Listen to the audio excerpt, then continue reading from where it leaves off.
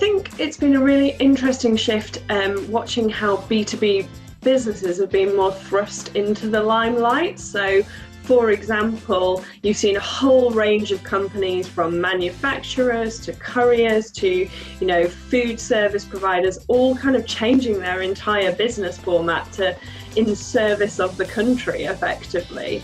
And then on the other side of that, you've seen a lot more, particularly in the technology sector, traditional B2B businesses that we'd only ever used, say in the office, being turned into platforms and pieces of software that people use outside and consumers are using with their friends and families. So it's been really fascinating to watch how those companies have had to sort of extend their boundaries and their borders and think about communicating with a much broader audience than they've ever done before.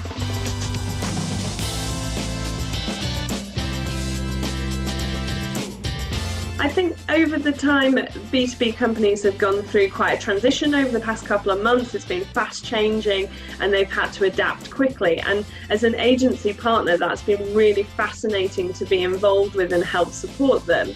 One of the big changes, I think, has been an acceleration in B2B companies developing more human and emotional pieces of content. They've really taken a step forward in recognizing that they're not just selling to a professional procurer, they're selling to a human being who's going through the same types of stresses and challenges that every single person is going through right now. And I think that's a good thing for the industry, and it'll really see an acceleration over the next few years of really creative, more emotional and more attention-grabbing content, which we as an agency believe is absolutely vital in the B2B sector.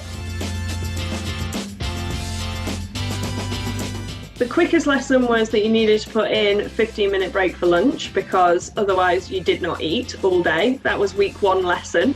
But after that, I would say it was that I didn't think as an industry we could get any faster, but apparently we can get even faster. And I've been really impressed with how particularly in-house teams and in-house brands have been able to move much quicker and more agilely to create content and communications, say press releases or social content that would in normal circumstances take weeks or maybe potentially even months of campaign planning.